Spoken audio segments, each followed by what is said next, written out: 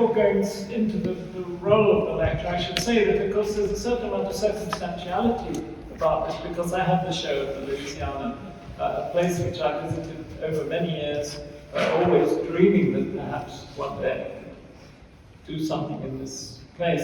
And but I will also be showing a little bit of stuff done since the beginning of the exhibition that has been done since it was up on the wall, because we're rolling, and I have my work from Parker, Ellen from Oslo here. We have a three-city office running between Oslo, London, and Belgrade, and we're doing lots of stuff, some of which, in fact, much of which, I cannot tell you what it is, because we have non-disclosure agreements. I might show you the odd picture, and you'll have to draw your own conclusions, but only just the odd one. And then the underbelly, I mean, I'm very aware of the fact that I'm the eccentric in your lecture series. I'm old, I'm white, I'm Anglo-Saxon, I'm male, I do stuff that looks like something, etc. And so I hope you're down with that, and then we can roll on. And so as the title says, it's the themes. I did some lectures up at Louisiana a few weeks ago, which were more or less walk-rounds, as it were, just explaining a little bit more about the stuff that it says in the captions. Today I want to sort of go back behind them, and not all of them by any means, otherwise we'd be here till the start. But I'm going to go through sort of from, because I assume that most of you have seen the exhibition, and if you haven't, you've still got about 10 days to catch it. But and there is this sort of strange, I think, mention was made of architecture schools, and I don't see any complete difference between running an architecture school and running a building, or even running a drawing, unless it's a sort of 5-minute scribble, which I don't do very much of. But that even many of the drawings in the show took a certain amount of planning. That didn't mean I knew what was going to happen from the left-hand side to the right. In fact, sometimes I started in the middle and just let it. But I had in my head a kind of intention, a kind of program, a kind of goal, sometimes a kind of atmosphere. And very rarely does the drawing hit it. The drawing is never quite as you dream of it being. Sometimes it's slightly more interesting, often it's less interesting. And somehow I think this afternoon I'd like to convey to you the rotary notion between bits of scribbling, bits of considered program, bits of sequence, bits of time sequence, bits of stuff. And I will come to stuff. I've often, after, as you two remember, gave lectures about stuff and things. Because I am a stuffist, despite drawing. I like to consider why this chair is or is not of interest, for example. Okay, so in the garden, this is fairly recent, probably about this time last year or a bit later. We have quite a good garden, and I was sitting in it drawing. There is an occupational hazard of drawing in our garden, because there have been some drawings I've done where a pigeon has decided to crap. The worst case being one where he crapped right over a white sky of a drawing that had taken me 4 days to colour. And I'm a specialist with the thin, double-sided razor blade. There is a technique. You can get Mr. Pigeon to shut up. I mention that because I think we're always interested in technique, and that's part of this technique. I also, by this time, quite pernickety. I know how to. I once, a long time ago, at the AA, gave a lecture on how to deal with cock-ups on drawings, in the days when everybody used to do drawings. And I had a whole suitcase full of devices and things what you do when it goes wrong. But I'm also pernickety in that curators, of course, always say, what did you use, how did you do it, how long did it take? And I use Prismacolors, which are American pencil crayons. You can't buy them in Europe anymore, but I'm lucky enough to, except in COVID times, visit the United States. My son lives there. And at Christmas we stayed 2 blocks away from the best Prismacolor shop on the West Coast. So I came back with enormous numbers of pencil. And then I use airbrush. I just bought a new airbrush last week. I use virtually anything that makes a mark. But there is an underbelly of line drawings. I think I'm basically an ink line drawer who then colours it up because it makes it more cheerful. Many journalists say, why do you use so much colour, including this on the buildings? And I say, because it cheers me up, and I hope it cheers other people up. So there's a short history of certain markers. There's a drawing that you see as you enter the exhibition, which is a red background. Now this actual drawing was done, paid for, by my then employer in 1963. It was Taylor Woodrow Construction. It's a long story which is boring to go into, but this was actually a paid-for project, a sort of internal competition within the studio, and I won the competition, and we made Danish company made an elaborate model. And I did a whole set of drawings. There are plans, sections, and elevations, a whole old school set. And they're all sitting in the Deutsches Architekturmuseum in Frankfurt. But I then, for an exhibition in New Delhi about 5 years ago, decided to do a sort of graphic based upon that old drawing, where I printed off a bad print, made it bolder, darker, and blacker, and thicker, and then coloured it, and somehow the thing takes on a completely different resonance. It is no longer precise, as the original drawings were extremely precise. It is no longer linear. It's about a sort of presence of an object, and I think it's the sort of airbrush shadows on the object are almost as important as the pernicketiness of the small-scale structures. Then there's a history to this, which is a key drawing in the exhibition. It is, of course, a repro, because the original sits in New York.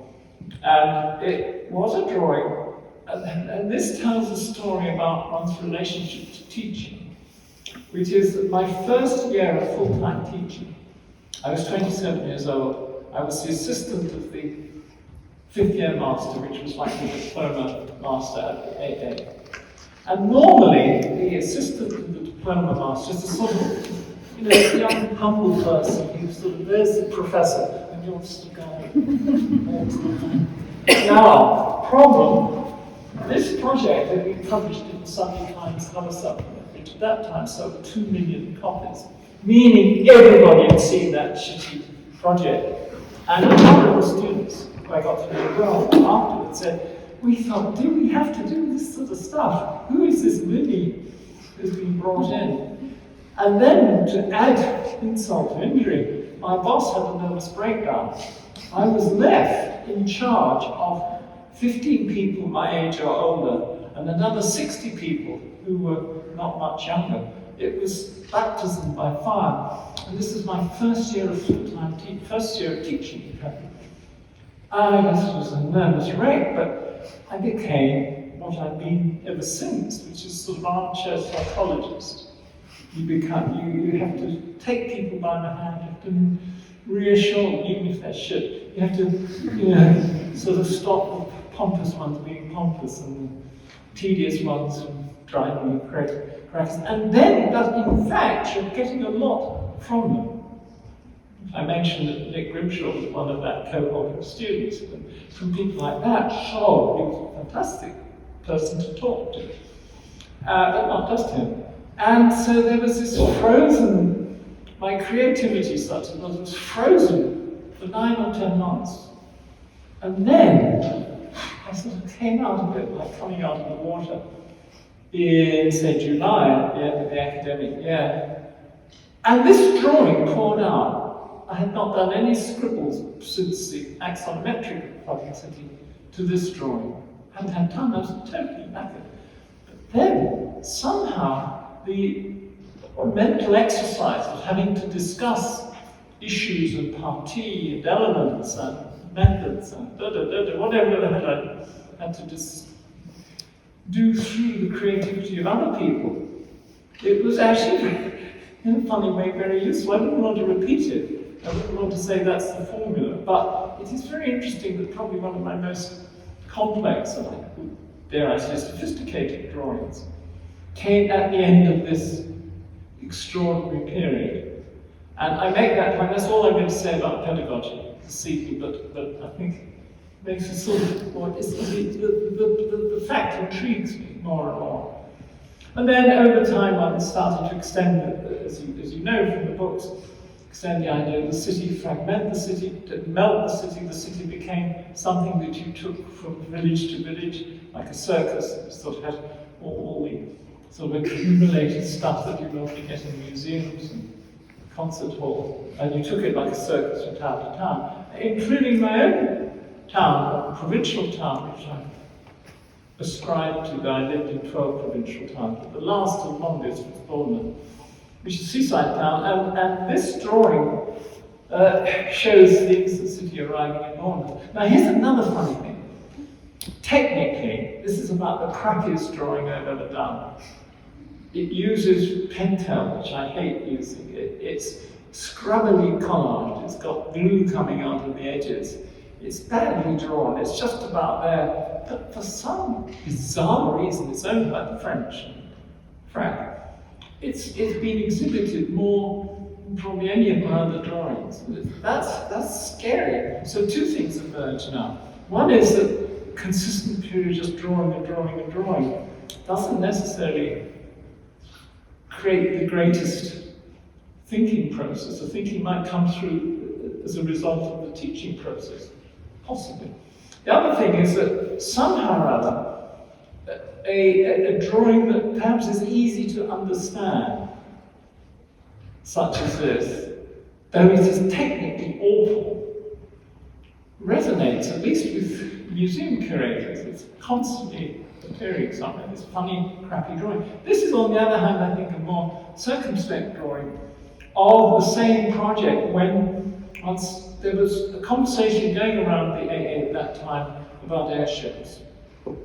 Later you'll see another product of another conversation going around amongst the school about the parasite. There's sometimes conversations going around with students or there or in lectures, and then you go away and do your own take on it. And I like doing that. I like, rather than sort of talking about it and saying, I say, I'll draw one and see where it leads. So this was the idea of the airship taking over the role, if you like, rather more pedestrian role of the trucks carrying the thing, and that this airship would come in late at night over your village. You'd hear a hum of the airship engines, open the curtains, and there would be the Instant City, and that's the storyline. This also introduces another issue, which is the notion of the semi-cartoon drawing.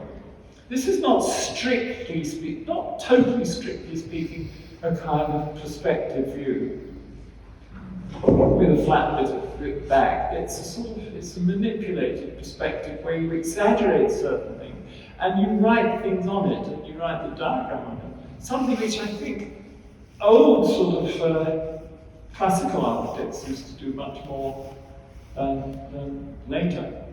And then in the exhibition there's this drawing, which is quite an eccentric one. I have never been a drug taker, I've never been a skateboarder or a roller skate rider or any of these things. I'm a wimp.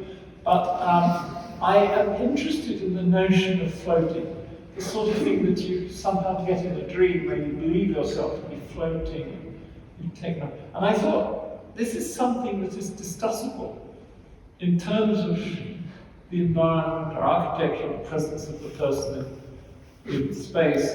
And so I collaged it. I haven't used collage very often, but also, just technically, in the exhibition up the road here, it's actually a reproduction. The original is sitting in China, in the Plus Museum in Hong Kong, and it's smaller. And the reproduction uses such expensive paper and ink, it's actually better than the original.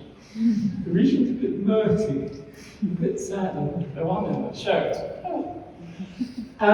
Then another very key project is where there's a movement towards the discussion of disintegration, still keeping one foot back on the old issue of the mechanical parts and the prefabricated parts and interchangeable elements and components, and then suggesting, and you'll see why in a minute, suggesting that doesn't have to stay like it is. And then there's some weird shit in the exhibition that I've been hanging around in cupboards that hasn't been published much and hasn't been exhibited much, which is also on the subject of servicing. This, in fact, all this animal is a servicing element, bringing air pressure, water, etc. But instead of having it in a sort of series of steel aluminum tubes, it's in this nasty sort of, no. I like slightly offensive things sometimes. And I don't know, it's inside a fairly circumspect shape. Another drawing, which is a tricky one, is one that was a little bit based upon the Via Appia house that Christine Hawley and I did for a competition, and then extended into the notion of a street which has hedges which turn into translucent houses, which turn into a wild garden, and then the garden bifurcates it. On the left-hand side, a romantic, and then on the right-hand side, a rather municipal garden. And then there are all sorts of, I start a train of thought, which of course continues through the years, of ambiguous objects. Is it a tree or is it a house? Is it a hedge or is it a house? Is it a wall or is it a window? I like pushing the inherited partie of houses and gardens into something else. And then fast forward to considerable number of years later, a drawing which I actually started in Erlend's mother's house in Oslo years ago on a series of little pieces of paper while we were staying there for part of the winter. And then I took these line drawings and stuck them together, brought them back to London, enlarged it, and then coloured it. And that's the technique. And the drawing is actually about the question of what is artificial, what is natural, what is a form of organisation, what is not a form of organisation. On the left you see the three conical naughty hats, so that's clearly a man-made thing. Then here and there you see some drifted pieces of blue with lines. That's probably windows, so that's an inserted tectonic. Then there are other things where, quite deliberately, you're not quite sure whether it's architecture or stones or something drifting or something playing again with those definitions. And in a way I'm playing a game with myself because I'm not sure. I set up some pieces of the drawing as sort of as teases, as it were, to the other parts. And I roll it over. I say, I did draw a 70-degree sort of grid so that I made everything have a general sort of drift. And then I wove inside it. And what I'm really interested in is the edges of a condition, or the edges of a definition of a condition. And then this drawing, which was done as part of a more complex series, was a naughty, angry drawing. It was done, and I didn't have a computer at my elbow. This is done in airbrush. And it is deliberately talking about artificiality. It's deliberately saying, I don't want wood, brown rice, sandals, honesty, real materials, nature. And I was like, really fucking artificial. Artificial, shiny, dust, sizzling with artificiality. I think that's what I mood at that time. Might still be, who knows. And so then we move, so there are just a few marker drawings which sort of show shifts in position, if you like. The theme of metamorphosis has always been extremely interesting to me. In Archigram period, it was metamorphosis of collections of parts, including robotic parts, and sort of screens and floors and so on.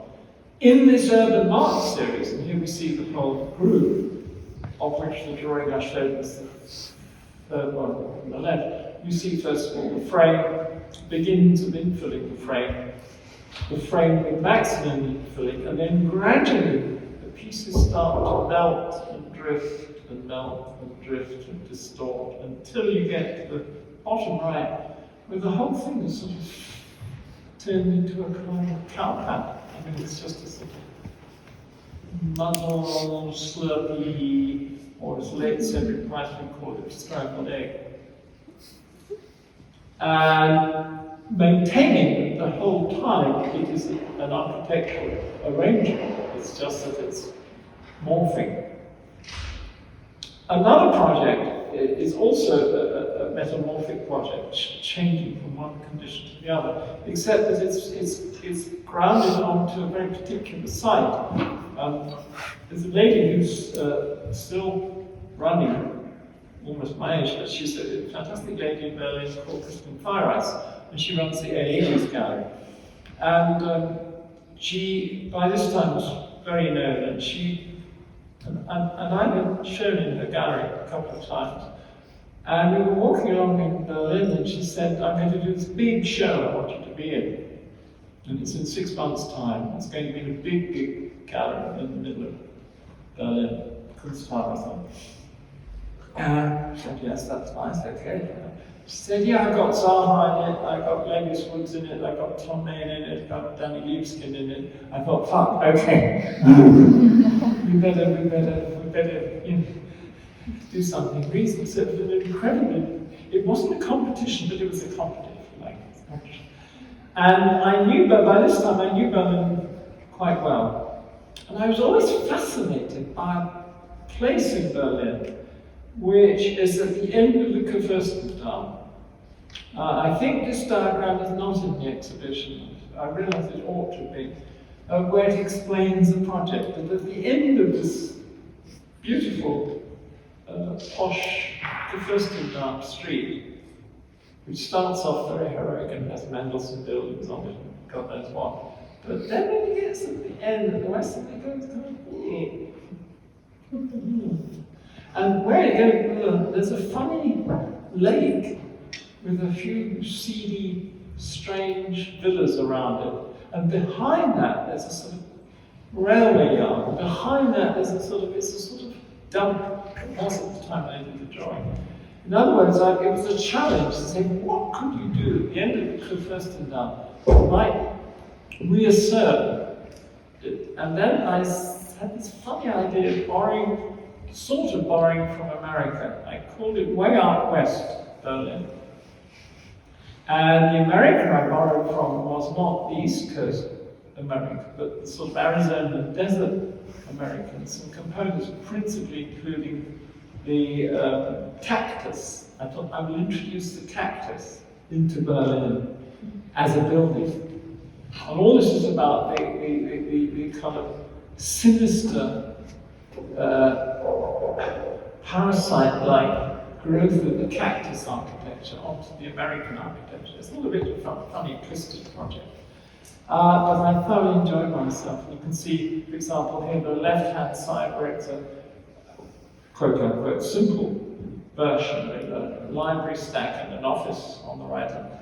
Hiding behind the office, you can see the big cactus, sinisterly waiting to grab the scheme. And then in the right hand side, you can see the cactus actually taking it over. It was completely loony, but I enjoyed it. And there were also sort of references to books that I've been reading about the Berlin of the pre-Second World War and all that sinister quality of sort of Otto Dick's graphics or Kurt Weill music or you know, Isherwood's book, etc., etc. It's a whole thing before my generation, I would say, but was fascinating to my generation.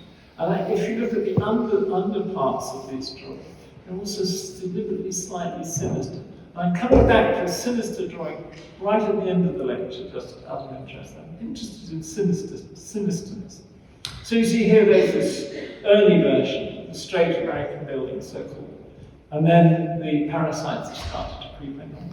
There's another project at the exhibition you would have seen, which is of what I call the veg house, the vegetated house. And the proposition here is that you have a sort of slight ledge on the side of a hill, which has a sheltered area, has a simply sort of cover to the side of the triangle.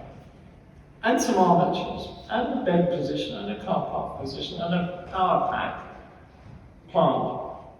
At this stage, the plant is quite big. And the armatures are ready, because by the next stage, the growth has started to creep up the armatures, and even the kitchen is surrounded by vegetation. By the third stage, we're getting hybrids, we're getting audio-visual equipment that's sort of coming out of trees, and carpets that start having things growing out of them. And in the vignette on the top right-hand side, you see those things starting to grow overhead, rather like vines, etc. And the thing gets more and more so. And I started then, rather like earlier, I started to introduce carefully placed words. And the words are quite evocative, certainly in the English language. The word blade is a certain sort of romantic, it's a romanticism of art. And fold. And then as the project goes on, it gets wilder, and then even a little piece is labelled as being friendly or calm, in contradistinction to some of that which is now really on the attack, the growth. And then the sixth one, I stop. I think, God, the thing has gone completely out of control. And sometimes that happens. I start a metamorphic project somewhere intellectually in the middle, plot the beginnings, which is the easy bit, and then start it turning. And then I find almost, I'm not being sort of mystic or anything, but the drawing, the direction of travel starts taking over. I think, God, what do I do next? It's going to do that. Shit, that's pretty weird. Let's see what happens. Oh my God. And then you get to number 6 and you stop, because otherwise you go bombing. Or you have that as having some progeny which is in the shape of a village, which is a series of these bench houses, not all triangular by any means. And you see the sequence on the left, they're fairly circumspect. In the middle, they start to acquire additions. In the right, the vegetation and the watering of them, and the hydroponic growing, and so all takes over, so that the definition between what is the house and the interstitial elements is deliberately and consistently blurred. There is a lot of vegetation in the stuff I do, though I have so far not been able to persuade any client, even when we've suggested that the project should have vegetation by showing it drawn with veg happening on it. They say, yes, it's very nice, knowing that it won't happen. But I do a lot of drawings looking out at the garden. We have a large amount of garden. And I'm interested in these hybrids between veg, and, as you see from that big drawing. And because there's certain places in the UK in particular where this game of playing with veg has become a long developed art. And sometimes they're kind of curvy art, sometimes they're hard enclosures, almost more architecture than architecture. This is actually a Jekyll garden in the grounds of a Lutyens building in Devon. And sometimes I found very good examples in Germany. This one interests me particularly because it's a series of striations. You see the high hedge, the low hedge, the clipped little hedge, the little pointed trees, the path, and a medium hedge again, then arches, and then a vertical vegetation, further vertical vegetation, the balustrade, and then, my God, trees. So you've got these parallel streams of man trying to interfere with nature and formalize it. Of course, in the long run, if you don't have a lot of gardeners operating this thing, it will become jungle. But it is this ambiguous game between control of the vegetation and its husbandry in general. And so lots of Schwetzinger in the middle of Germany is a fascination. And so that links to various projects and drawings, not all of which are in the exhibition. And sometimes the program for that is controlled. One actually does a drawing like this, which is saying where one's using a very eclectic set of components. Some of them not the usual architectural components, but one is organising them, one is positioning them in quite a structured way. And so these examples, again, Schwetzing, and an example, a reference I really like a lot, which is in the gardens of the Castle of Karlsruhe, which some people say, oh, well, of course it would have had glass on it, but they haven't put the glass in. But then I saw there were some original 19th century drawings of it, where it is clearly intended not to have glass. It's clearly intended as an armature upon which the growings will happen. And that thing has interested me greatly for a long time. This is a project which is funny in history because it started off as a project for Frankfurt, a professor in the art academy there for quite a long time. And I was always doing my own project based upon various sites around, of which one, my favourite, is the Westhafen, which now has buildings all over it. And I've been by this time to Japan a few times, and I was fascinated by the idea of, amongst trees, planting decoys or temptations, the tea house drawing you on. You arrive at the tea house, and then you see a little special visit to temple. You move to the temple, and then you get an oblique view of the next thing. And I turned that kind of thing up on its side, and if you look at it, there's a series of pavilions in it. The story of the project was that the Venice, they would announce a Japanese competition for a information city. And I was halfway through drawing a Frankfurt thing, and I thought, wait a minute, that site in Japan, that's also got water on it. And I did a second version by turning the drawing around, taking off the factory chimney, doing a few other things. So it exists both as a German project and a Japanese project. And I got a prize on the Japanese one, so paid some cash and took to Japan, etc. So it wasn't all bad, but I'm a bit flying that way. I had this, and I've done this before. You have a project, and you think, wait a minute, that could be the other project. So much for genius logic that I do. And then, much more recently, I've been interested in the clothing of a building by a mixture of, this is deliberately a steel building at the bottom, but then becomes more and more a veg building towards the top. But we'll see this again. So you can see how this rather more major drawing, I think it probably the drawing I value most in the whole show, is to some extent the product of a series of meanders.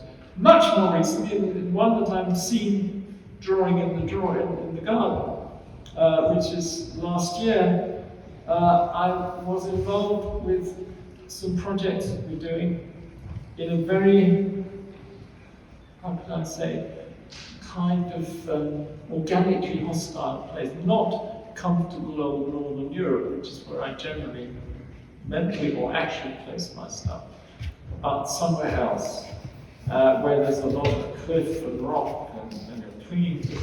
And we'll see that in the next drawing. These buildings are clinging to almost a vertical rock condition.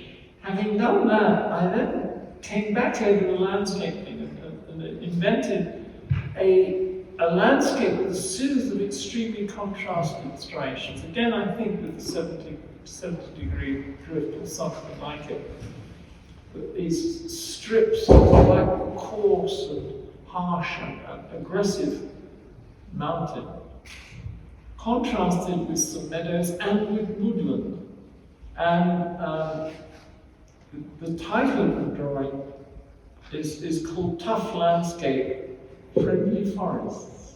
So the forests are quite friendly, and if you look at the drawing in detail, you find that most of the strips of woodland have little lodges, little buildings, edging into them, as if the forest is very friendly to these few buildings. And that actually comes from quite an unlikely source, which is looking at a lot of English rural gatehouses.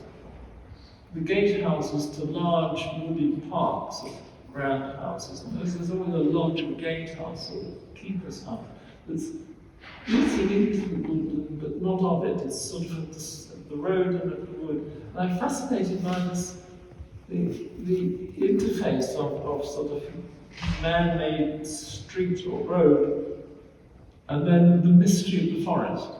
And if you read the Simon Shamar book, you find there's a whole mystery of sort of mysticism about the forest, what you lose in the forest, and the sort of temptation and viciousness of the forest. And sometimes we do drawings of projects or buildings which would abuse the vegetation. I notice now that a lot of architects have done this, but we were in the way back in 2010 with a project that did get through planning in Madrid, but the client ran out of money, which is very much a Spanish condition. Sometimes the vegetation is used as a constituent element or as an optional element in a vocabulary of surface. And this tower project is really a test bed for a series of different surfacings of a high-rise. A drawing that you won't see, and I've already started changing it, is this one, a very recent drawing, where I take the proposition of an urban tower that you place quite classically in the middle of the forest. There's a little bit of edge, a couple of edge buildings here and there, but the main proposition is that you have this very formal thing, and then you put a whole village in the form of a tower. Instead of making a new village, you do a vertical village. I'm not sure about it, and I'm already changing the drawing, so you won't find this drawing now, because I've already fucked it up by doing stuff. Sometimes I've been visiting somewhere, and I want the observed thing to be what I want it to be. I'm very selfish as a traveller, as a photographer, as a tourist. I'm only as if I'm interested. Even if something's supposed to be famous, but it doesn't grab me. But something, I was in Pasadena, it's years ago, a group of students, and everybody was photographing the greenhouse off the picture. And I've been there before, I was interested in the hedge. And as you see the caption, it's called a hedge, brackets, or house, Pasadena. I want it to be a house. It is useful to me to use as a proposition house. If some character comes out of the door and says, oh, it's not a house, it's a hedge. Pretty interesting, eh? I don't want to know that. I want my dream of it being a house to sustain, because then it is creatively useful to me. And in fact, soon afterwards, I did this hedge condition, a house where there's a very deliberate hedge that is eaten away and becomes quite sort of theatrical on the inside, but from the street side, it's fairly straightforward. The secret hedge. A lot of what is in the exhibition, though it is not segregated as such, is to do with cities. Parkin City was an alternative city, and I'm not going into detail on it because this is the most documented, published project. You can read all about it, as they say. It's basically, it was done when in the day job they were doing system-built housing. And it is a sort of knee-jerk reaction to the day job of saying, actually system-built housing doesn't have to be boring. It can be expendable, it can be romantic, it can have many creative possibilities. And then, as I was teaching in Oslo for half a year, I did this drawing, which is not technically a collage, but in a sense, conceptually is a collage. It is dealing with waterfall, it is dealing with organized garden, disorganized garden, it is dealing with gridded office space, and then the distortion of the same thing. It's a series of layers of system, one upon the other, each of which has quite an evocative presence. And then later, we're moving around in time. Here I was a visiting professor for 2 short periods, a few weeks with a gap. And one of my obligations was to do a sort of Wednesday morning seminar. We have this Wednesday morning seminar, I think about towns or cities or urbanism. Then some students said, well, what do you make of Houston anyhow?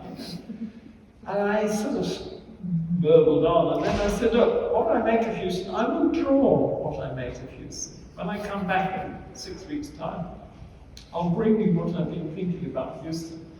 And I went away, and I was fascinated in Houston by the extreme use of the car, and predicted, or at that time, we weren't talking about driverless cars quite as much as now, but I had this notion that you could do a new piece of Houston completely bugged electronically.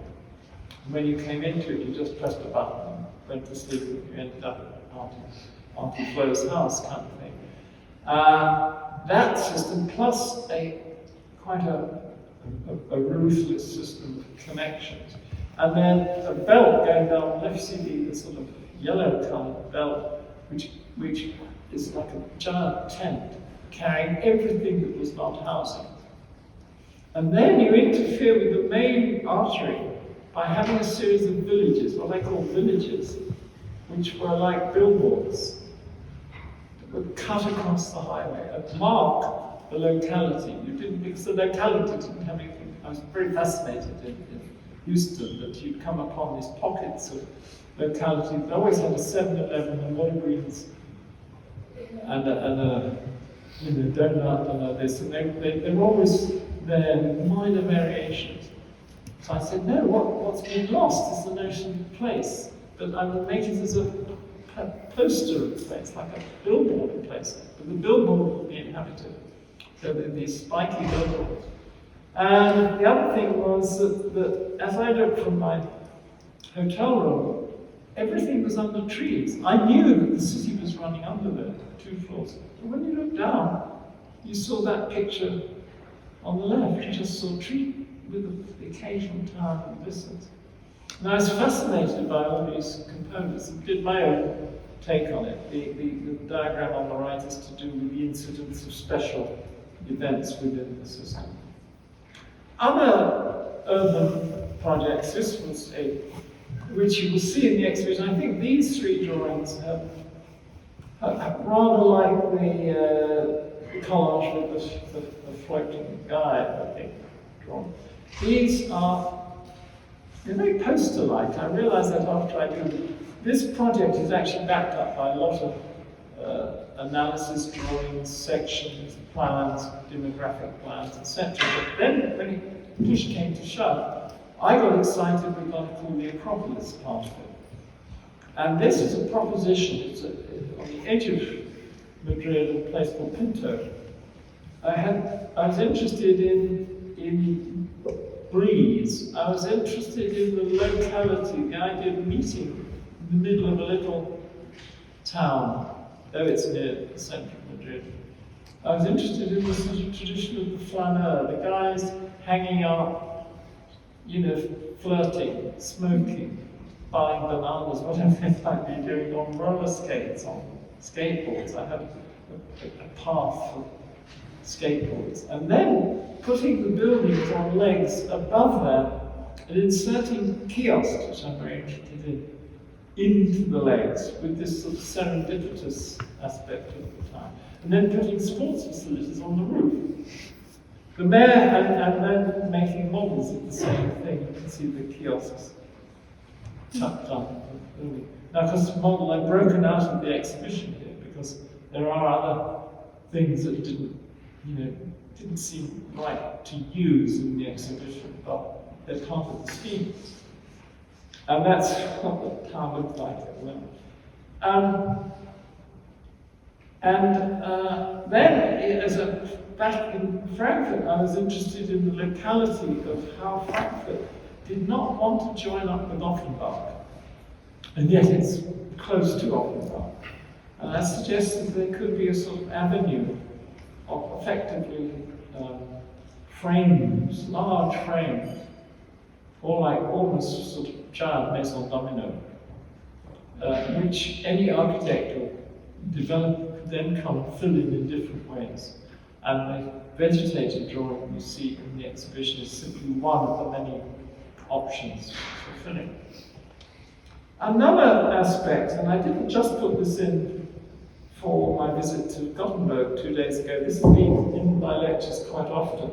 I'm fascinated by the device that was used in Gothenburg, where the canals that follow the fortification system, zigzag around. Then, at the end of the 19th century, had these buildings placed upon them, larger buildings. And the interesting thing is they always have a turret on the corner. And the turrets are different. I thought, my God, modernism kicked all that kind of thing out of the window. But it was a great idea. You go into Gothenburg, there's a canal, you walk along, you can see a red conical tower. Walk along, get to the red conical, you change the direction. A green onion dome. You head towards the green onion dome, turn a bit, now there's a yellow, something else. And I thought, what a great and easy idea. I mean, some populist ideas, I think, are really, whether that's populism or just not making it overcomplicated. Still means you can have an interesting building underneath it, but it's a sort of, what a clever trick. We talk about icons and iconography, and that is part of architecture. So this influence of the Nordic waters has been with me for quite a long time. This old project was the idea of taking a canal and making it into an arcade. You combine the idea of the canal and the arcade. Might be rather smelly, I suspect, but it seemed a lovely idea. Why don't we do that?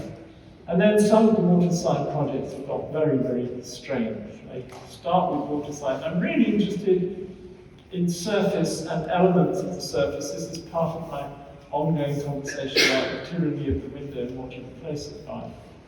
And then sometimes I do elaborate scribbles. This simply was an A1 sheet. I started in the middle and I knew it was going to be islands with buildings on. And then I, quite frankly, it's a sort of doodle. It's an elaborate doodle. I'm trying a bit of this, a bit of that. Let's see what happens if we do this. Let's see what happens if we do this. Oh, another island. Okay, let's see what happens if we do this. And I have the feeling that some of this stuff pops out later, probably quite quickly later, in a built or buildable project. It's a test bed. My wife also says it would make a good carpet. I think she's being friendly. And then I'm also in another drawing, which you see, which is part of the Arcadia project. I take the idea of a continuum between a very pompous building and a nothing building, meaning this is the town hall, on the left is the town, then there's the secretariat. But the secretariat starts to break down. And then it turns, it breaks down even more, it becomes woolly and loose, and then it breaks down into a sort of market. And at the tail end of the system is a guy in a trestle table selling shoelaces of the same system that ends up in the pompous town. I mean, whether that communicates or not, I don't know. And one's always interested in breakdown of form. This is a competition project, but the graphic is not done by me, the project was led by me, where we look at in a series of museums, the deformation of certain forms. I like to read cities from trivia. I'm fascinated by kiosks. Just the group that I got here, going from left to right, I'm fascinated with the city of Santa Monica, which is sort of part of Greater Los Angeles has extremely well-designed bus stops. They could almost be Scandinavian bus stops, but it's actually American, which is usually pretty tacky when it comes to buses, etc. That tells you something about the place. And Santa Monica, where we were staying at Christmas, is extremely neat and well brushed. And even the homeless have better conditions of homeless. That's not a non sequitur. Next to it is a little tiny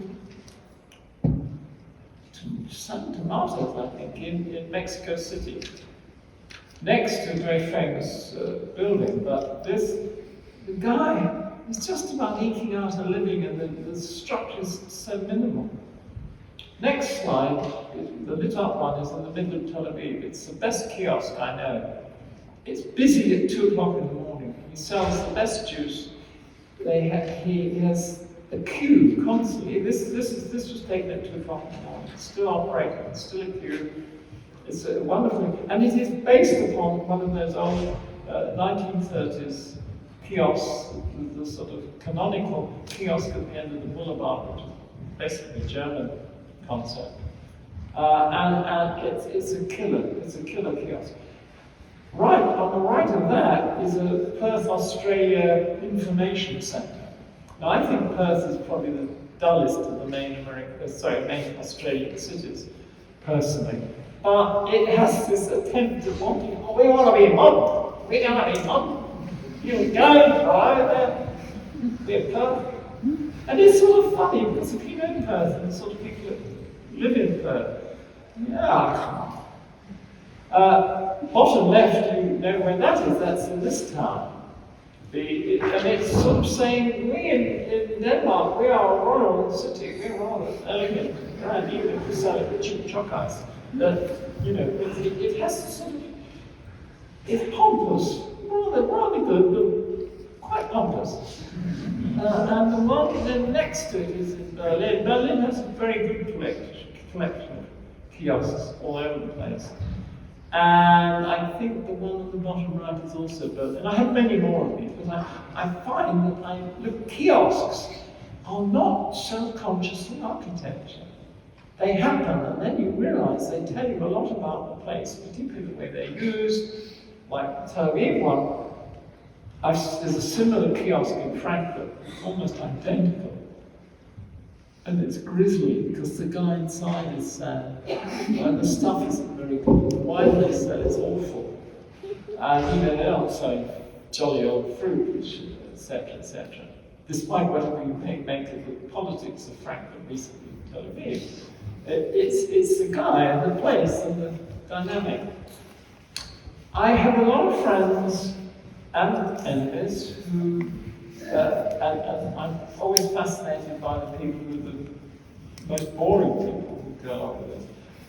If you are in Northern Europe, which includes London and here, also some American, and you say Tuscany, they go, they think of long hot nights, cheap white wine. Tuscany, yes. If they're not going to Greece, they're going to Tuscany anyhow. And I thought, I'm a bit pissed off. Yeah, okay, it's a typical sort of, yeah, get it, yeah. A bit cynical about that. But I thought, if you can't beat them, join them.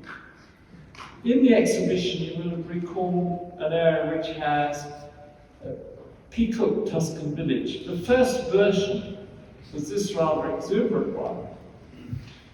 And then I got into it a bit more, and I said, yeah, Tuscany is hilltop town, Campanile, bar, but some Peacock architecture. How about that? That would be rather good, Tuscan village. I then even drew a plan of the Tuscan village with a lot of sort of tempting elements. That's very painful. And so it has, if you look, it has a covered market, it has a town square, a town hall, some narrow streets, some kiosks, inhabited wall, and then some naughty hybrids that start creeping in. It doesn't just take all as found. And then I move in on it, can show this, the centre of the town is a sort of strange hill, which may or may not be a hotel, sprouting out. It does have a campanile, it does have a very ordinary looking covered market. It's a mix, it's deliberately mixed, and then it even has an inhabited, I think the best bit is the inhabited wall. I'm very interested in inhabited walls. And more recently then, I've been making a series of projects related to veils and spins, taking the capsule, taking bits of inherited megastructure, and then draping over them, deceiving, slightly muting and layering. Very recently, I've returned to the sinister street. The idea of the joyous, wonderful, new, cheerful stuff in the background. What is going on? People disappearing into strange underground places.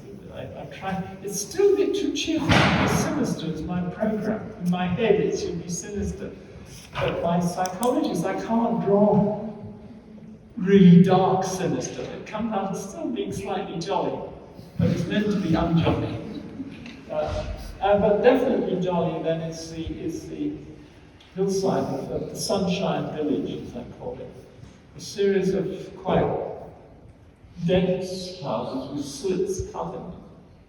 And then these shades, which started off by just being sort of rather random shades, but start looking rather like Japanese fans. I don't know why, but I enjoyed it. And then the thing, I can't hold it straight forever. On Peacock, I can't do that. It starts to disco into the sky. Very recently, meaning finished about 2 weeks ago, is the Tale of Three Cities, which I think has a sort of Scandinavian look about it, but that was not an intention. And it's the curved village, the sort of spiky Gothic village, and the modernist village, which is half hidden under the ground. A drawing which I cannot tell you what it is of, because we signed a thing saying we would not say what it is also recent. But I couldn't resist showing it to you. And cannot be exhibited. I can just show it to you briefly. It's a day job of stuff. And then another take on the idea of the inhabited room. There is an earlier version of this drawing in the exhibition, but I think my new one is much better. And it is the notion that you have these pylons and some parts of the architecture floating. And I'm talking about something else. This is the last slide.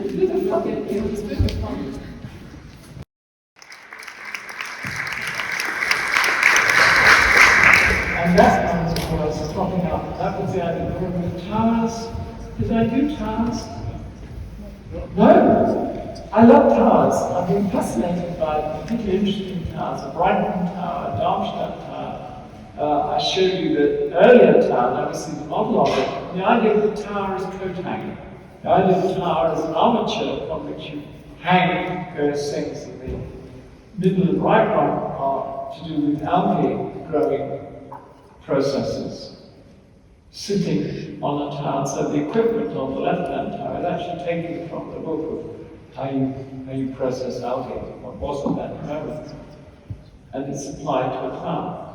The Oslo towers, on the other hand, are based upon what I found in Oslo many years ago as a guest professor, the tradition of the Funkus architecture, which uses the colours that are taken from the hillsides behind Oslo.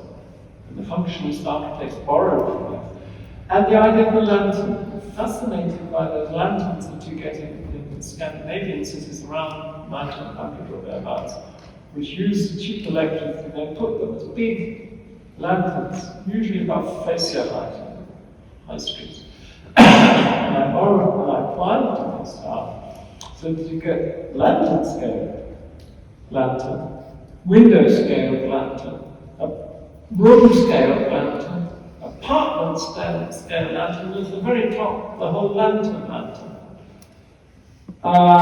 Being a professor in Frankfurt in Art Academy, I was always bemused by the fact that there were plenty of gallery spaces, but no artist studios, so I suggested a tower of artist studios. In Brisbane, I was interested in what one saw with the old, sort of 100-year-old houses, the metal houses brought in from England, which dealt with the funny termites and animals, and also we had verandas where you could blow through. I said, why don't we make a high-rise which takes this same sort of blow-through veranda structure? In Paris, again an invitation of Christine Feiras, the same group of architects, we were rounded up to make propositions to do with Paris. And mine is a series of apartments that rotate, with a kind of vertical garden running down behind it, sitting with its toe at the River Seine. More locally, I was interested in the window. There's a whole story about the windows of these, where you would impregnate the window with LEDs, and so you would see the Regent's Park, but superimpose over it the stock market prices, or your granny's cottage, or whatever else you wanted to put. Being fascinated with Brazil, which I've already just touched upon, I was even the second year in Auckland, I was fascinated by the gardens of Roberto Berlin Marx, and I brought up on sort of sons and films of Carmen Miranda playing with the hat. And then I came to go to Brazil a few times. I actually met Roberto Berlin Marx in his garden. And then I couldn't resist doing a Brazilian Eco-Brazil tower. Rather quicker one than some of them, but it's a tower just loaded with Braziliana. And my wife and I listen to a lot of Brazilian music, by the way. This is a local tower in the area of Hampstead, and it's to do with collecting water and then slowly drifting the water down the facade. And therefore it's damp and it's Hampstead, so the project is cornerly called Dampstead. It also is to do with tiptoeing over the ground. You make sure that it has the minimum amount of land occupancy. So these towers sit in a row chain, as you see at the bottom there, in what is effectively a park creeping up the hill. My wife's city, as I said earlier, is Tel Aviv. And one of the things about Tel Aviv is its sort of entrepreneurial character. And in the left-hand tower, various types of an entrepreneurial activity, selling cars, selling insurance, taking people's teeth out, having a short-stay hotel, etc., are separate buildings, each with their own expression, but put one on top of the other. The model that came from Japan, usually, and elsewhere now, where you put a sort of hotel above apartment, and maybe offices, and you try and make it all look around the same architecture. It's a completely opposite take. This is saying the car show really looks like a car show. The dentists and lawyers' offices look like what they are, different sort of balconies. The hotel is different, blah, blah, blah. The right-hand tower takes a difference. In another part of Tel Aviv, it takes a different tone, which is a circular tower with a series of drapes that would rather like kites. It's a reference to kites, which would drift around during the day, so they're effectively sun shields, but hanging as a kind of sculpture. This tower is part of that same Berlin project. And these towers, which were part of the beginning of our chat,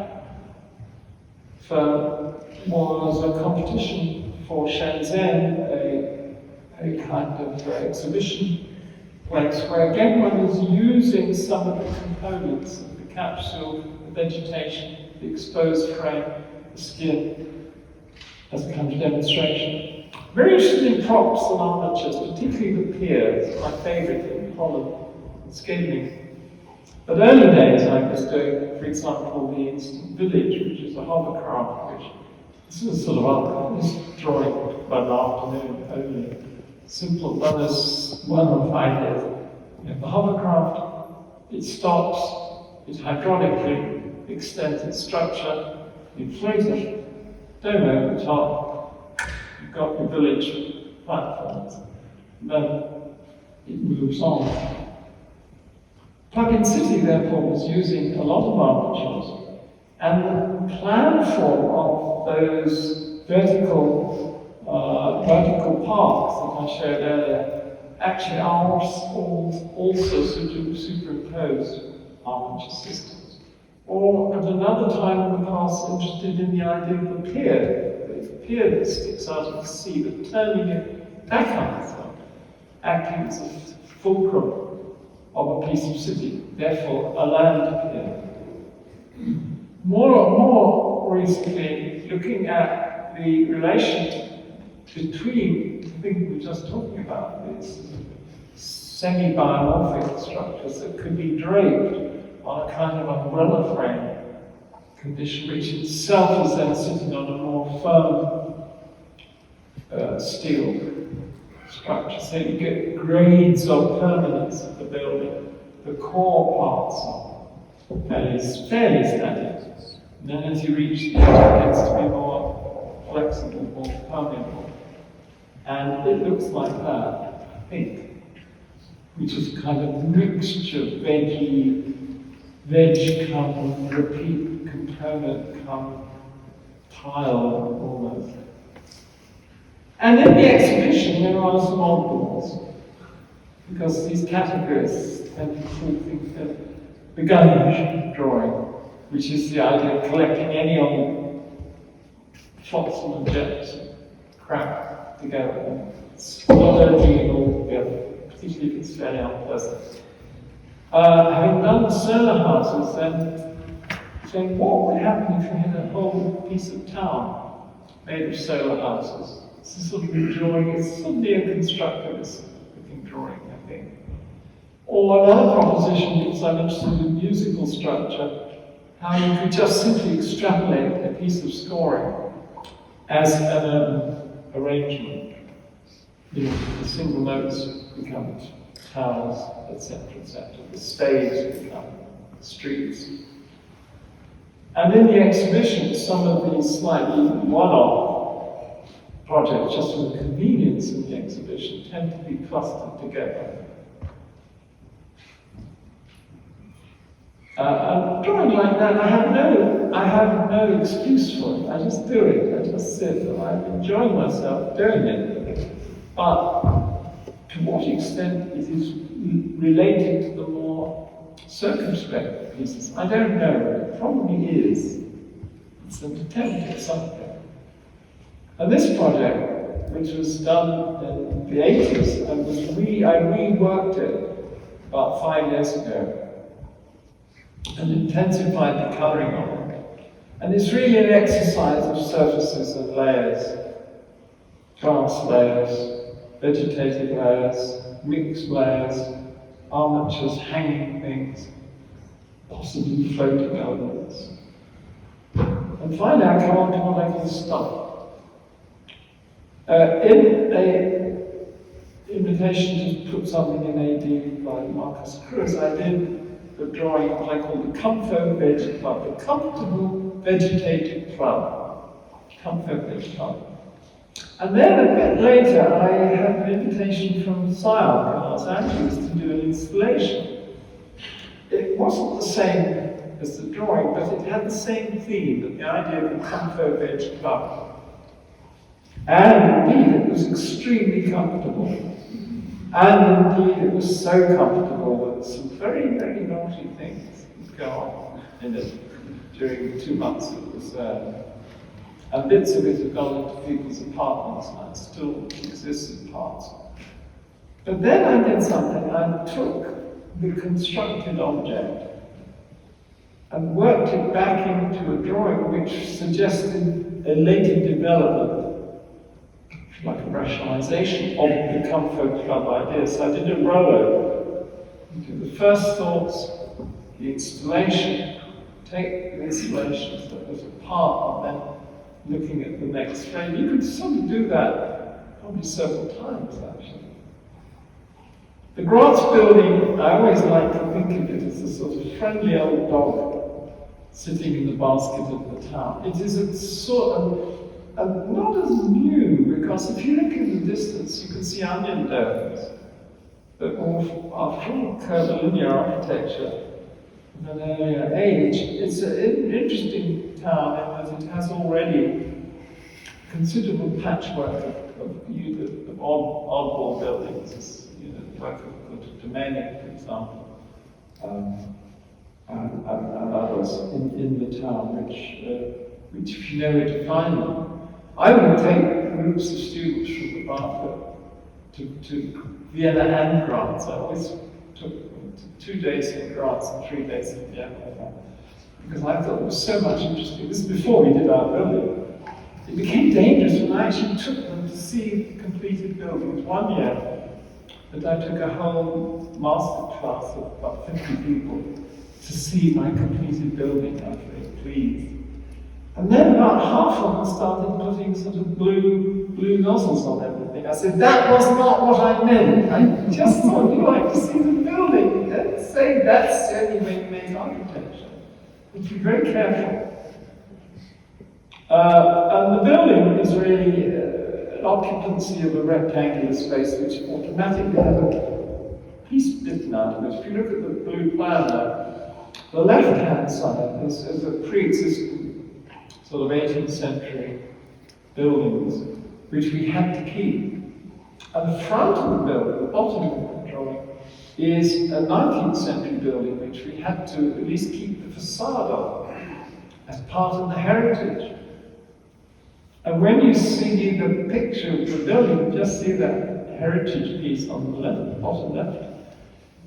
It's a cast iron building, which was the heritage of the site.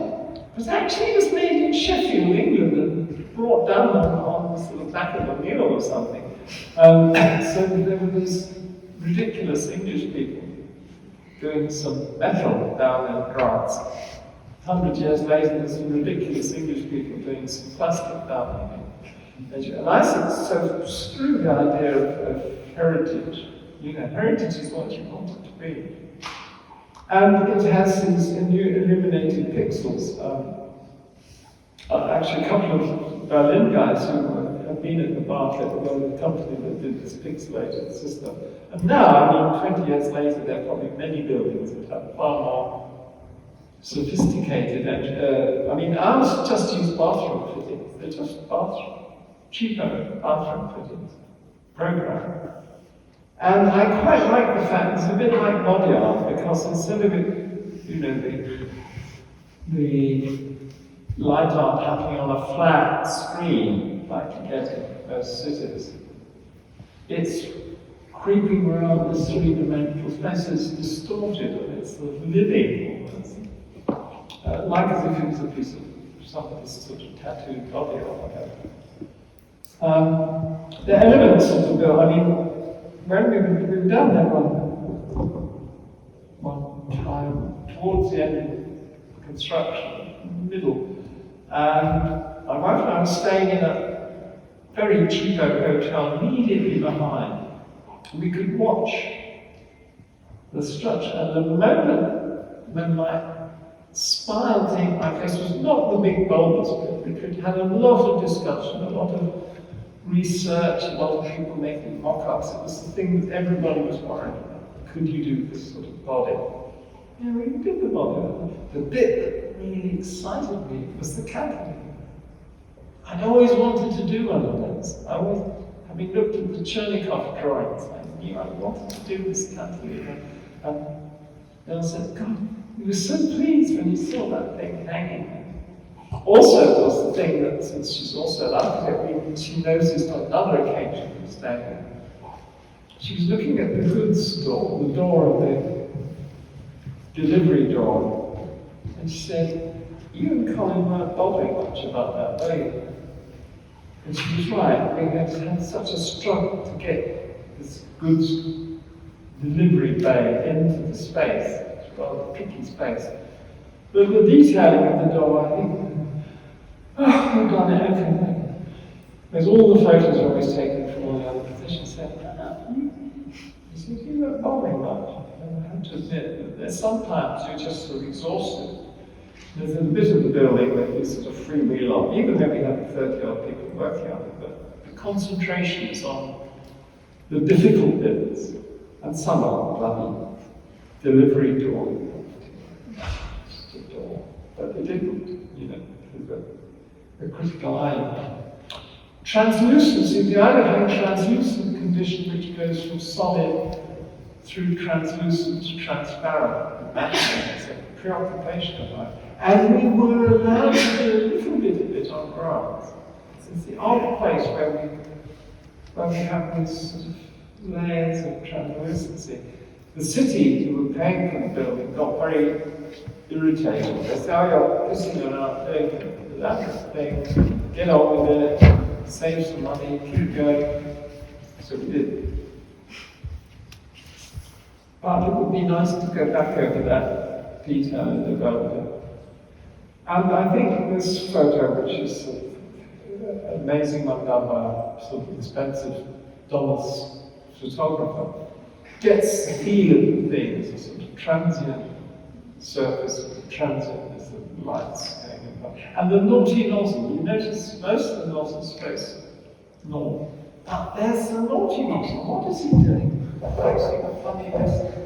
When you go inside and look through the nozzle, you see the castle on the top of the hill, which looks rather like a large cuckoo clock, actually. It's a ridiculous looking castle. But it is the big thing on the top of the hill in grass. I thought it was a symbol. So we say, hello, we're not going to be good boys, we're going to look at the castle. Castle. One odd building to another odd building, hello. So coming from that Pinto project, we then finally got to have a building in another part of Madrid, Vallecas. And the original project is this, which is a blue building on the lakes with the kiosks underneath and the sports facilities on the top. It's taken straight from the Pinto project, made into 100 apartments with these coloured shutters. They ran out of money. It was half up for 2 years, completed on the cheap. The blue isn't as blue, there are no shutters. The city didn't like the idea of sports on the roof, and nobody has come to complete the kiosks. But it is there, and it raises a real frustrating issue, which I think applies to much in built architecture, is what is the scheme? Is the scheme the arrangement of bedrooms, bathrooms, staircases, car park? That's all as was intended. And the curves, etc. But the colour, it's a grey sort of blue. The idea of using the roof for sports is a lovely idea. The city couldn't hack it. The notion of the statement of having activity on the ground floor, not keeping it all quiet, having people around there smoking, flirting, buying oranges, whatever the hell they want to be doing. It should enliven that, but it's rather sterile, because it's just another apartment block that happens to be on lakes. I always dream that perhaps bits of it will acquire those things that were intended, but maybe not. Whereas in Australia, in school, it is pretty much, well, it's 4/5 of what it should be, because both in this and in the Vienna competition, which I should have we won the competition, and they said, you've got to save 20% or we give it to the second prize winner. That clears the blood, that clears the mind. You do anything to keep the job. So in this case, with the simple thing, we simply knocked one day off it. We said, okay, we'll make it four elements instead of 5, and put the workshop in the height somewhere, And we got to work. And it is a street with studios on the south side, which of course is the cool side in Australia. and the smaller rooms, the seminar rooms, on the toilets are always on the north side. A lot of it's based upon a series of cartoons that I did I did a series of cartoons for the competition as part of the presentation. In some cultures, I think that would lose you the job. In the Australian culture, they liked it, and it was really saying, look, and I know a lot of architecture design schools. He studied at 5 on or whatever, taught 3. I've been to almost 200 and taught in about 20. We've got all sorts of anecdotes. We did it by anecdote. I said, you know that room? You see, they have that corridor that's above the crypt room, and so the people in the crypt, they can't see it, but you can see that. That's nice. That. You know the big room at Cooper Union has those other rooms? That's a nice idea. You know the room at Harvard that does this? That's quite interesting idea. You know the funny room at the bottom of the bar that does this and all these things are collecting bits of anecdote. And then you just put them on a very straightforward system of an east-west street, 2 floors on the left, 3 on the right, bridges crossing, and then there you are. And somewhere, I thought I had, and then the street takes on certain sort of Gothic qualities in a way. And here's the cartoon I like the most of that series, 1 to 20, which is there's a guy in a grey suit. Bear in mind that Gold Coast, the city, is the best surfing beaches in Australia. Part of it's called Surfers Paradise. So here we have a student who hasn't been seen around much. Hey, nice to see you, Jules. Says the GP. The other faculty member said, oh, there's going to be an application, and heads off in the other direction. The point I'm making is the usefulness of having alternative sets of escape route. You need them as the teacher as much as you need them as the student. If you have minimal circulation, you're forced into this tight thing. In Bournemouth, back to Bournemouth where I'd studied earlier, which then had become a grander institution, it had become a university by now, Arts University, they commissioned me to do a studio, and it's really based upon basic studio formula, the north line window, the second clerestory window that bounces more light off the back of the room, and a little slit window, which is where from the outside you can see that there's people doing things inside, but you can't disturb them. And it's built in a shipbuilding yard in Germany, brought in big steel panels, and then welded as a ship, basically. The interior uses very sophisticated fiberglass plaster in components, computer control components, which still needed a couple of guys on a ladder to touch up, but it was quite a business. This is where, despite all the loony stuff, I'm quite a purist. I want it totally white on the inside and totally blue on the outside. No messing. In order to do that, you have to use fairly expensive detail, I have to admit, but you can't necessarily do that with a cheap building. You'll see this in a minute. To get that degree of control and use sophisticated ceiling material as that, you need a bit of budget. The guy, our client, was really amazing, digging us out money.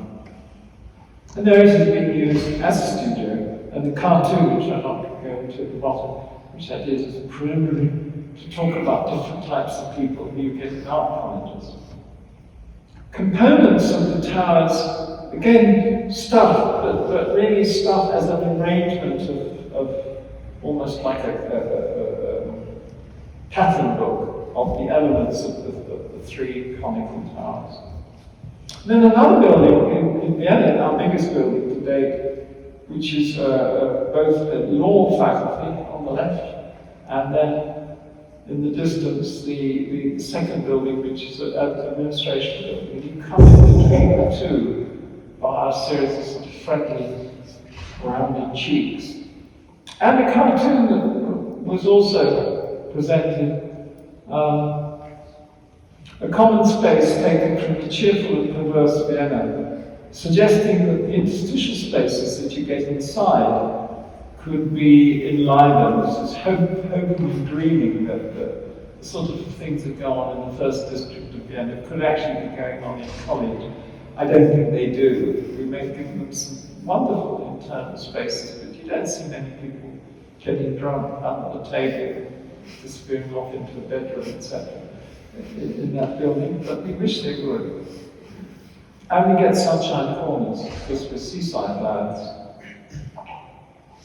More recently, in lockdown, with the help of something called Tim House, who could travel and I couldn't at the time, because of COVID, one developed a very cheap building. The same client for the little blue building came back and said, will you do us another building for startup companies? The university supports students to start up design companies, and they give them a year or two in this building to work on. It's really a sort of teaching shed. And I did the sorts of drawings then that I don't actually exhibit, which like the one on the top, which is just working through different suggestions. And this is a cheap building. It's half the price of the blue building and twice the size.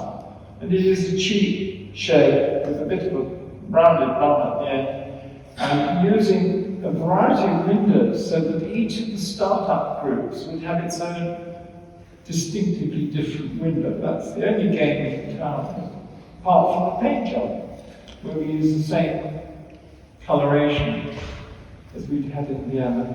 And then we also colour the floor. And you will notice, those of you, for the connoisseur, the clock, which it seemed to need, is a poor quote of the clock in the Asphalt building in Gothenburg. Because when I was a second-year student in Bournemouth, I found a book about Asphalt, and I was fascinated by that clock outside. Sort of something I don't normally do, which is the Recherche element. To me, as a second-year student in Bournemouth, liking the clock outside, giving me the clock. A bit cool. Basically a workshop. Finally, almost finally, something that has been part of my day job. I cannot tell you what it is, I'm not allowed to tell you what it is. Well, I can tell you that it's sort of to do with house, but it's a sort of dwelling of some sort. And it's to do with sort of a stage stroke virtual reality stroke reality layered stage, so that this rather privileged group of people are able to look out from their bedrooms into the changing artificial, but three-dimensional, partially three-dimensional landscape. This is something else that we're doing as part of the day job. I cannot tell you what it is or where it is, but we're enjoying doing it. And the final slide, which suggests that, in fact, just taking this particular instance, ideas go round and round. So on the top right is a project that Gavin and I did some years ago. We got a second prize in a German competition, where the part of the exercise was this business of incision, of cutting into a solid. Bottom drawing, Sunshine Village, is also looking at cutting into the solid, and the unmentionable, done almost at the same time, is involved in the same story of incising into the solid. Oh, that's the end. Right.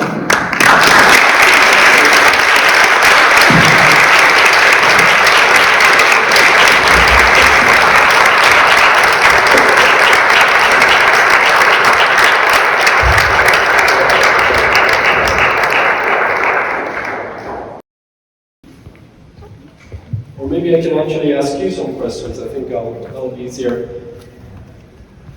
to start off with, if that's all right.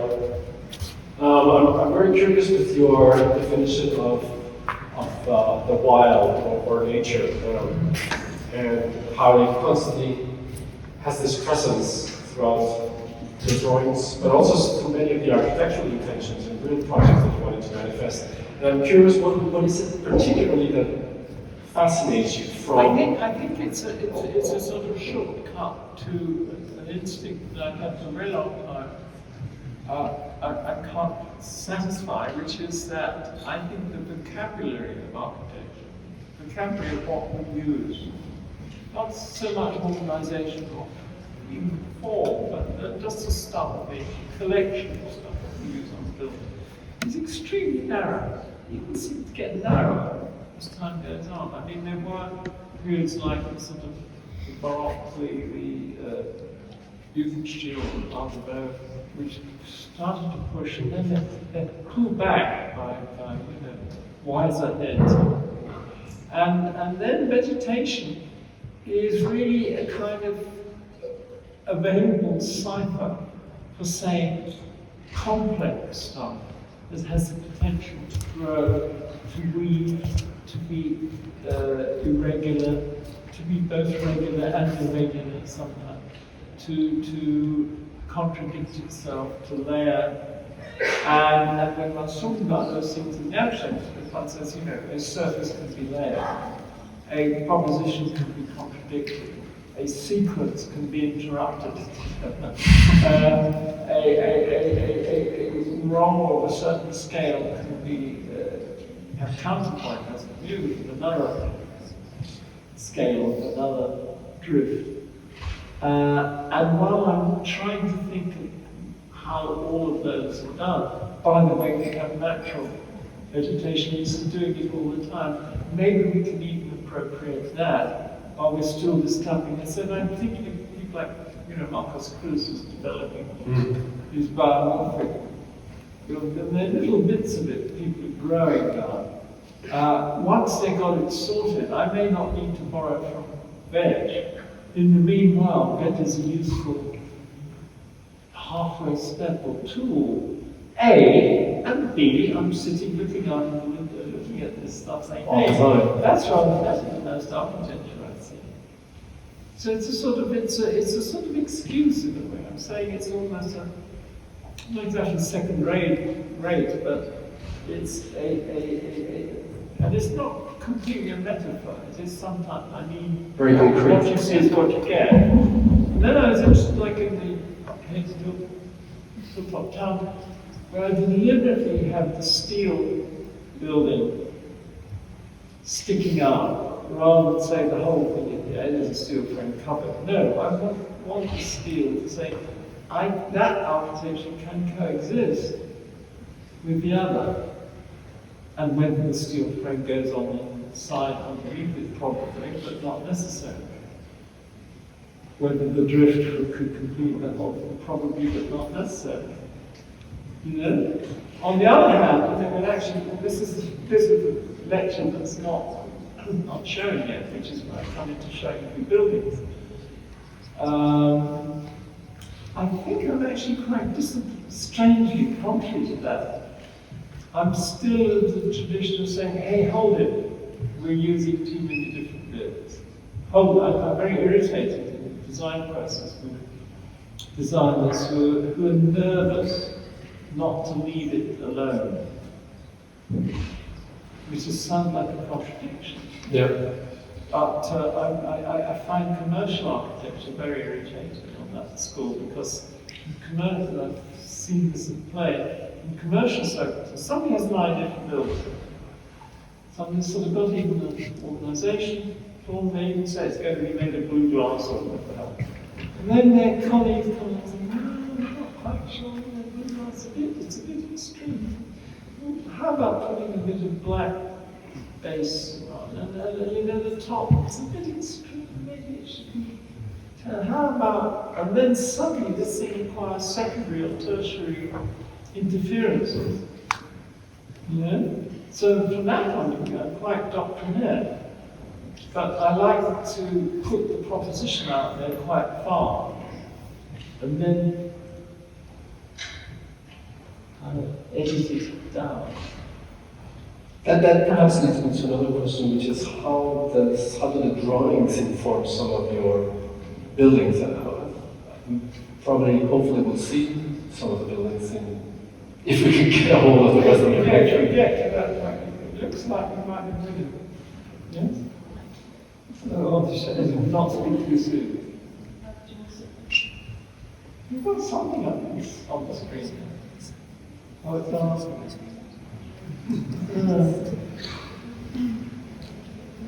But to continue that question, whether how do you use some of the explorations and some of the attitudes that you already defined with regards to constraint, stepping back, letting loose, when you've actually engaged in some of your buildings? I'm thinking the Abelian School of Architecture or the Kunsthandwerks, which are, I think, very reflective of quite bold ideas and very much attuned to But what you you have to explore. go, I think you have to be fairly far out at the beginning. And then maybe pull back a little or edit. But if you start off with a feeble idea, which most buildings do, then, just to make it look more, making a feeble idea look more interesting is terrible.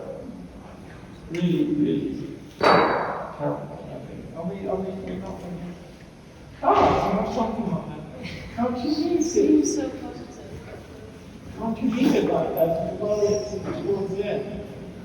It shows it as actually. Oh, well, it's just stuck on the beginning. The mouse is up there.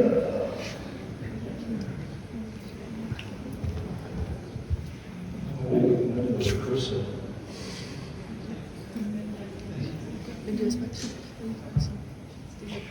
Well, maybe we can open the floor while we're waiting for the slides, hopefully to continue. Any questions? Yes.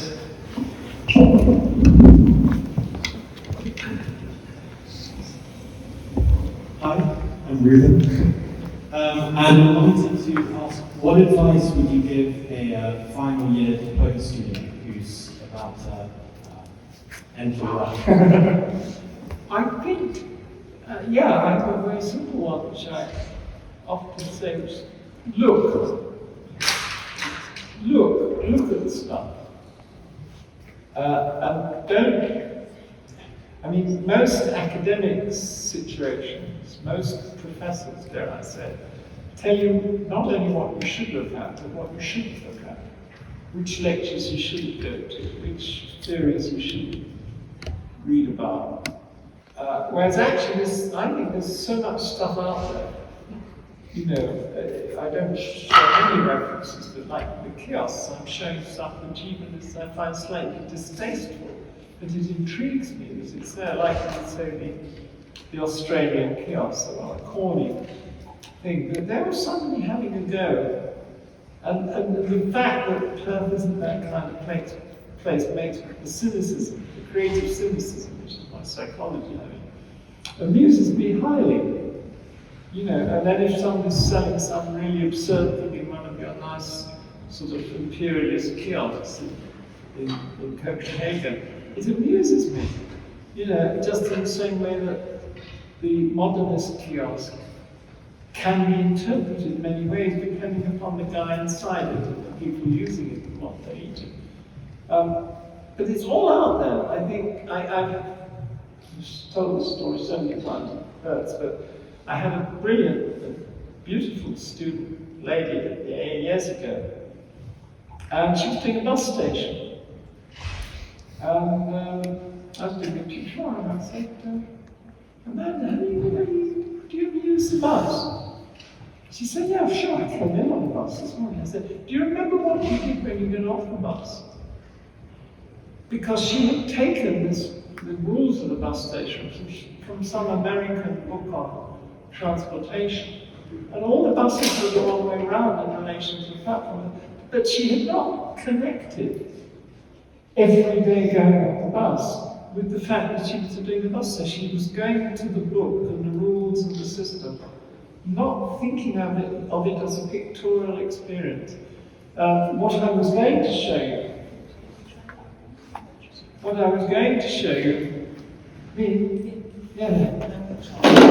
I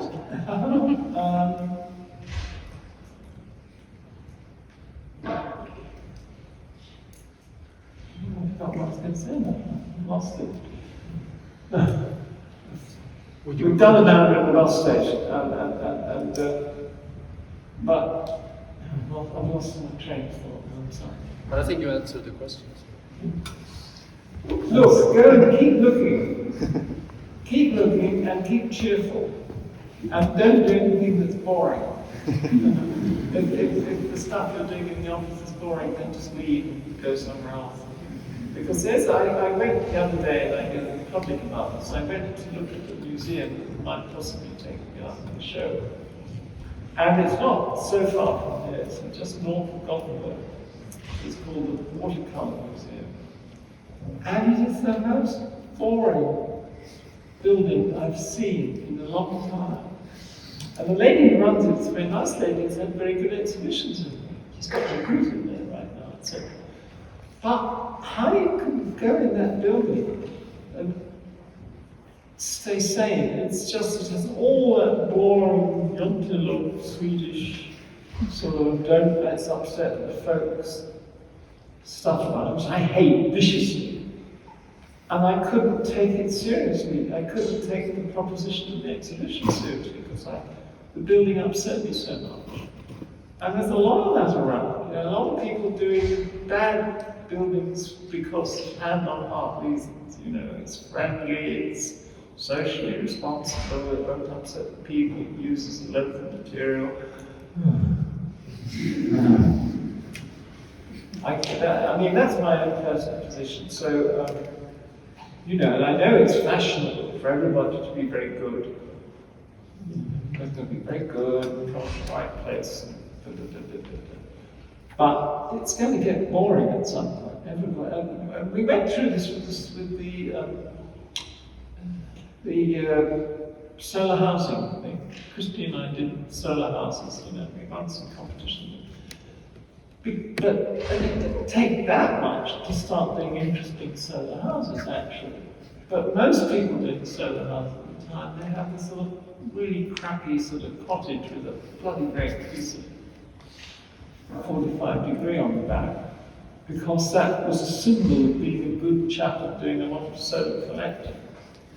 Now, this technology suggests you don't even have to do that way. So, screw that. But there's a lot of symbolic do-gooding, particularly in Scandinavia, I would say. You're seen to be modest. Modesty, I'm anti-modest. Sorry about that. I don't do modest. I don't like modest. I won't go shy away from it. Because it's often an excuse as the lowest common denominator. I'm doing electronics, we've lost. And running on that note, there's nothing that says that you can be highly socially and environmentally responsible without being fun. Yeah, I think what I was going to show you two coloured buildings. One is in Vienna, one is in Holland, which is almost much more and cheaper. People inside both are reporting. So they say, oh, your building really cheers us up. And you get a lot of, Vienna has a lot of cold weather actually. Grey days and white and grey buildings, not necessarily what you want in a sort of October evening in Vienna. But the jolly seaside building, cheers up. But I mean, that sounds too simplistic. I wanted to show the buildings because the exhibition doesn't show the buildings, as if I'm Peacock the drawer. And then, people are told I'm Peacock the teacher, so that's all right. And I could get away with that, Peacock the drawer and teacher, but it's not all I do.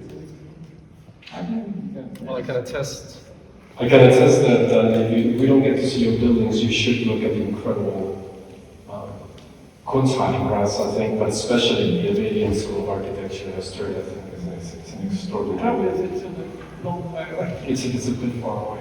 But I can tell you a story about buildings, and I would say that probably my favorite 20th century building is in Buenos Aires, done by the late Florenzo Testa.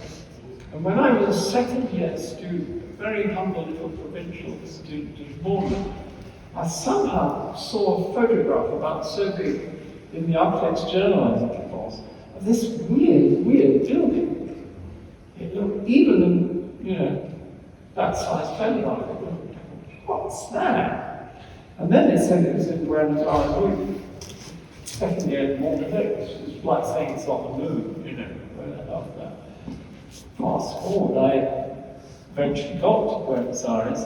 I met the architect who took me around the building.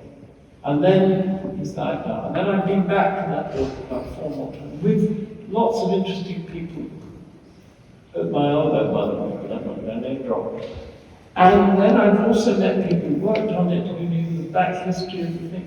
And each time I've been, I've discovered more and more things, including how extraordinary and clever the skirtings are. How clever the skirtings are as they wind round the stair and then do strange things, which you don't notice the first time. How odd the structural system is, because then you start seeing more diagrams of how on top of the thing is hung. And then you have an eyelid that drops, a big concrete eyelid that drops outside the building, because it creates an optical illusion that the inside hall is part of the buildings across the street. Terribly clever. Now all of that kind of thing, so that the first shot isn't this a weird building, that was good enough and that got me going. And then, I don't know, 25 years later, whatever the hell it was, you realise that there are more layers to this building. There are more and more cute and weird and interesting and clever things. And just as a point of interest, the guy himself died about 5 years ago. He did paintings as well. He did a lot of paintings, and then he worked on this building with a associated firm who'd done a lot of factory buildings. So they were very au fait with systems and engineering, and it was this extraordinary wedding of an extremely advanced engineering structure with this imagination as an artist, I guess. Now I'm talking all this, you can't see the building. It is quite a known building, it's in lots of books, but it's the originally the Bank of London, South America, and Buenos Aires now insurance company. And it is extraordinary. And what I'm saying is to make the point that there are linkages between extraordinary detailing, structure, the air conditioning is also very extreme, strange sort of conical things. It's a really good building with many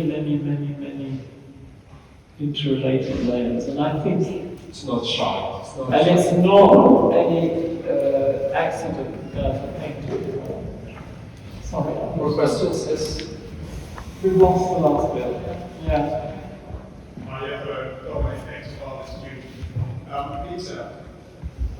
In reference to your veg house, I'm wondering if perhaps you're planning any drawings or thinking on the internal workings of, for example, homes, which, in my opinion, are quite restrictive and very boring. And as a personal fellow, I know you're interested in people and relationships between people, and so those kind of relationships and the environment of home needs to change, right? So I'm just wondering if you were planning work on that, or have anything to say. I'm not sure I'm catching all the implications of your question. Certainly the veg house is something which I would quite willingly track over again. Proposition, probably would say that. And in fact, the veg house is done, the first 4 were done, whatever year they were done, 2000 something. And then the last 2 were done 5 years later, because the idea was still running around my head, and I felt I haven't really finished this project. All I can comment on is, apropos nothing, that during the extreme lockdown, which was 2 years ago, I had a whole lot of aluminum strip, thin aluminum strip delivered, and a new drill. And I built a gazebo, kind, not exactly a lucky German, but a similar kind of thing. It was by sort of daytime exercises. It took months because the old can only do a certain amount with this electric drill, and I built a gazebo. That was my plantation into the garden. So it was a sort of very modest version of mix, and it's a metal, like a Victorian tradition. But now, this year, it's quite considerably growing over. So I'm the sort of person who you can't lock me down. I locked in. I didn't go out into the street. I simply had this stuff delivered, and they said, I got to keep doing something. Well, you can't. And I'm at the same time doing a lot of Zoom lectures. All this stuff was driving me hot. I hate it. I had to do a Zoom lecture last night to America, and sandwiched in between today and a live one in Gothenburg. And it was terrible. I felt, I don't even know if only 6 people in front of me. Then I could chat to them. I can see people, there's a girl now leaning on her boyfriend's shoulder, and there's somebody else, deciding whether or not to go out, and somebody else sort of lady in blonde hair talking to a bloke in a yellow shirt, etc. That's all right. I mean, it's life. The Zoom, though it enabled us to keep in touch with our son who saved us, but it's not. So there's a certain thing about artificiality and the tactile. The point I made about the gazebo is that I wanted to. It was no tech of the extreme, just bolts and holes, but it was extending the proposition of the vegetated. Look, somebody's still trying. We're still trying. We're trying to reach America. It's not over yet. Maybe any other questions from the audience? This is what in the music hall is called vamping, I think. Yes. Yeah. So I think in your drawings, there's this language which is constantly evolving. You talked about the themes, but I was just thinking how, because there's also a lot of recognizability. I was just thinking, how does this drawing practice that's been going on? The first drawings I saw were the same age as when I was born. So how does it evolve? What is a window? What is a staircase? What is the steel structure? How do you think about these things also, along with the larger themes? That's a good question. I don't know how to answer it. I think that I've said this on many occasions, that I assume that you are trained to know when to put a staircase. Unless you go to an Italian architecture school, which in case they don't sit down, they can draw romantic, but they don't know the staircase. Generalization. But I assume you know when all 6 places you can put a staircase. And I assume that you know what is the useful height of the door, so all that stuff. And the more I've noticed, the more relaxed certain people are about that. They really, like 2 examples I give. One was going to the University of Oklahoma when Bruce Goff was the head of it, but he was away that day, so I never actually met him. And the librarian took me to the library, a German lady, said, Mr. Goff insisted on us buying all the Blaubücher, the blue books from Moscow to Berlin in the 20s, like the canonical information about modernism. And then you look at Bruce Goff's stuff, it's completely Unity stuff, influenced by Frank Lloyd Wright, but weirder. A friend of mine, Sri Hecker, who lives in Berlin, who's then there to tell me, he does very crazy looking buildings. You look at his library, he's buying all the key architecture information, the purest stuff. He knows that. Those guys know that stuff. They know that stuff. They have chosen not to have to do it. But they know it. They know where to put a staircase. In simplistic terms. I think it's very important to have and the more relaxed you are about where to put a staircase, the more how how to calculate a truss. And I've been very lucky on that perspective. In the few buildings that I worked with extremely interesting engineers. I have to say famous engineers, great engineers.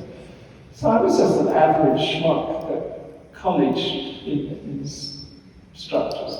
I have learned some quite interesting stuff about structures simply by people telling me about trusting theory of load shedding and cantilevering. We did a project with Peter Rice once, and he said, take that corner out.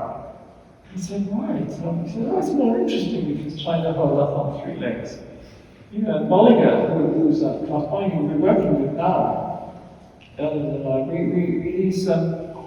when we did grants, Contrary and I had 22 columns, and they were that big, because that's what we thought we needed.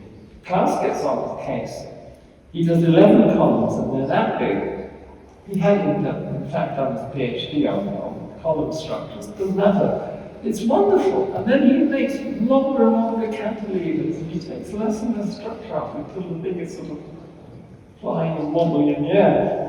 It's really exciting working with great engineers. And then you find, 30 years later, that you picked up a lot of tricks of the trade. It was the same as drawing. I was not a student of good drawing. Lots of other people in the class could do horses and fruit and trees and stuff. I had to graft it and find tricks using punch curves, using pens, using stick-ons, you name it, until you sort of can do something. And then you make a virtue of the bits that you can do, and you don't attempt to do certain things. I still can't draw dogs and trees. I can draw trees reasonably well. Dogs I can't do. I don't need to do dogs, actually. We have another question. Yes, hello. I have a question about this notion of architecture as a playscape that you also mentioned. And I'm working at a school that teaches architecture for grade students or grade scholars. And just wonder your opinion on how to perceive this raw creativity and this playing notion in relation to architecture in an academic world as this. I'm not quite sure I couldn't quite figure out what. This whole idea of playing and seeing architecture as a fun thing, as a fun experience. This childish amazement for architecture, how do you perceive that? And how do you keep that alive in I think because, I can sort of remember, I can remember the link. As a kid, like any other kids, I played with toys, and then somebody bought me a plastic building set. I can remember it. It was a sort of terrible thing that made you could make bungalows out of it. And then I sort of started to concoct them, and then I went to architecture school at the age of 16, which was quite early, I only did O-levels. And I had built a town before that. When I was about 15, I sat and built a town in the Bolsonwood Cathedral, which was vaguely Gothic, and a big concert hall, because I like going to concerts, and a big garage. And I made it in cardboard and whatever. About that, and I took it to my interview. Now, of course, it was naive as hell, but I can't remember any moment of transition between being a kid playing with kit and the blocks and starting to do my own take on it, and then consciously doing my own take on it, and then going to architecture school and continuing. There's no dividing line. I never sort of said, now I'm a grown up. And the only thing is sort of whether I could say, now I am a builder. But I have done exhibitions that made them, nailed them together. So again, there's a sort of, I think that we make too much of the definition of status, if you like. Oh, have we got a scheme? Have we got We might get this working. We might get an end of the bullshit and back to a few pictures, which are in their own way bullshit. No? Yes? No? Can I throw in just a very quick question before this is running? Where's it running already? Oh, brilliant. Let's go.